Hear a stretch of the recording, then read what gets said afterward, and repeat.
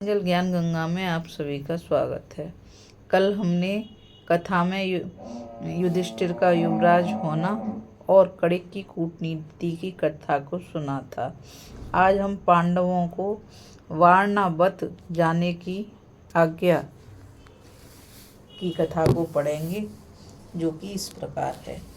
वैशंपायन जी कहते हैं, जन्मेजय, दुर्योधन ने देखा कि भीमसेन की शक्ति असीम है और अर्जुन का अस्त्र ज्ञान तथा अभ्यास विलक्षण है। उसका कलेजा जलने लगा। उसने कर्ण और शकुनी से मिलकर पांडवों को मारने के बहुत उपाय किए, परंतु पांडव सबसे बचते गए।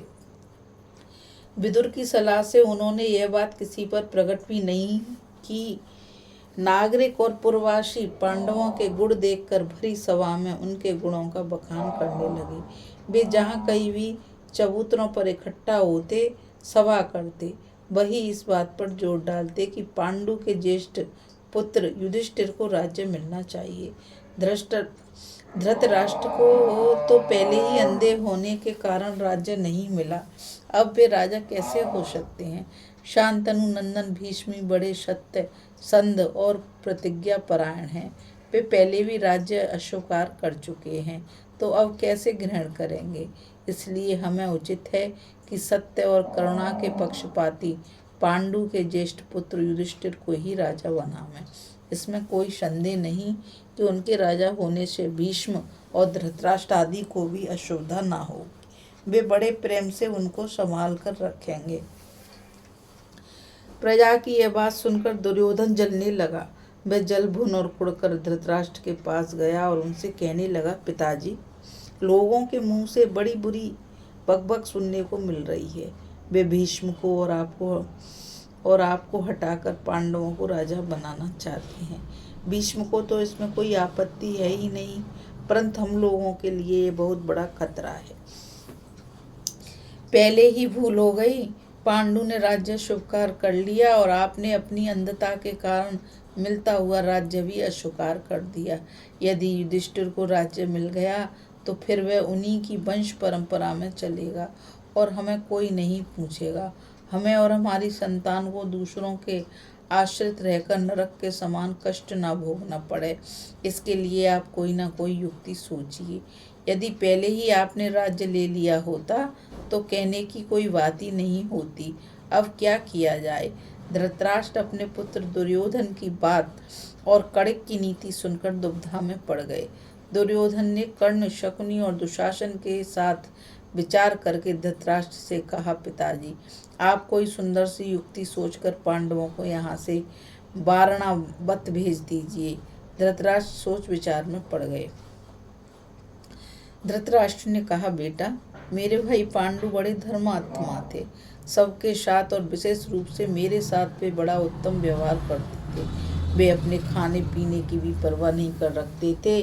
सब कुछ मुझसे कहते और मेरा ही राज्य समझते। उनका पुत्र युधिष्ठिर भी वैसा ही धर्मात्मा, गुणवान और यशस्वी और वंश के अनुरूप है।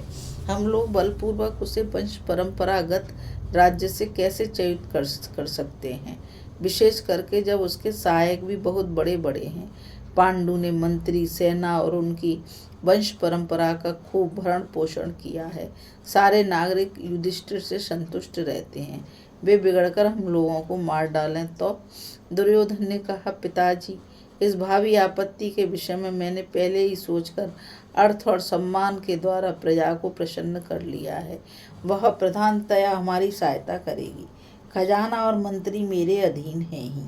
इस समय यदि आप नम्रता के साथ पांडवों को वारणावत भेज दें तो राज्य पर मैं पूरी तरह कब्जा कर लूंगा। उसके बाद वे आ जाएं तो कोई हानि नहीं। धृतराष्ट्र ने कहा, बेटा, मैं भी तो यही चाहता हूँ, परंतु यह पापपूर्ण बात उनसे कहूँ कैसे। भीष्म, द्रोण, कृपाचार्य और विदुर की इसमें सम्मति नहीं है। उनका कौरव और पांडवों पर समान प्रेम है। यह विषमता उन्हें अच्छी नहीं मालूम होगी। यदि हम ऐसा करेंगे तो हम पर उन कौरव महानुभाव और जनता का कोप क्यों ना होगा। दुर्योधन ने कहा, पिताजी, भीष्म तो मध्यस्थ है, अश्वत्थामा मेरे पक्ष में है, इसलिए द्रोण उसके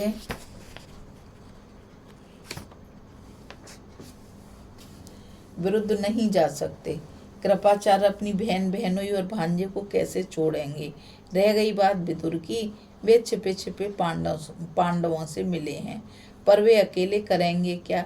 इसलिए आप बिना शंका संदेह के कुंती और पांडवों को वारणावत भेज दीजिए, तभी मेरी जलन मिटेगी।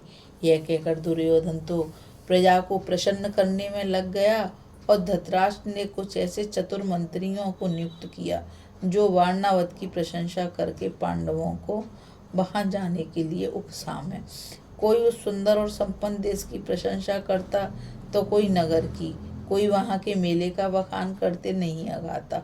इस प्रकार वारणावत नगर की बहुत प्रशंसा सुनकर पांडवों का मन कुछ कुछ वहां जाने के लिए उत्सुक हो गया।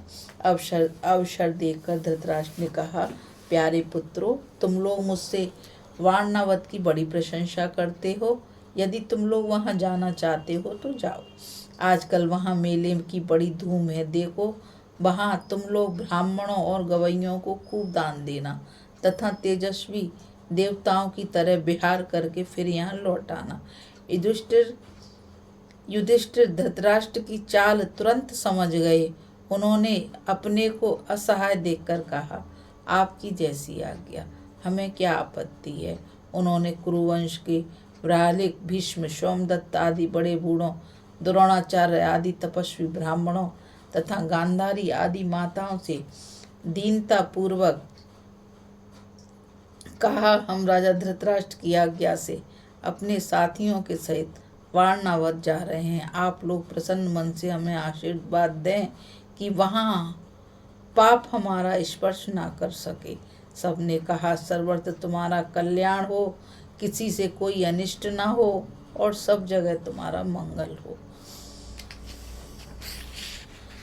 अभी हम इस कथा में पांडवों को वारणावत जाने की कथा को सुन रहे थे।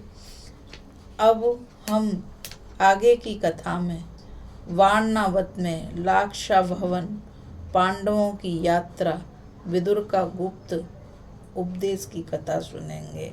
इस कथा में बस इतना ही। कल फिर मिलेंगे एक नई कथा के साथ। जब तक के लिए मुझ गीता रावत को आज्ञा दीजिए। और मैं आपसे यही कहना चाहूँगी कि इस चैनल को ज़्यादा से ज़्यादा लाइक, शेयर और सब्सक्राइब कीजिए, ताकि ये अमूल्य ज्ञान अधिक से अधिक लोगों तक पहुंच सके और अधिक से अधिक लोग इस ज्ञान का लाभ उठा सकें। इस कथा में बस इतना ही। राधे राधे। जय श्री कृष्णा। नमस्कार।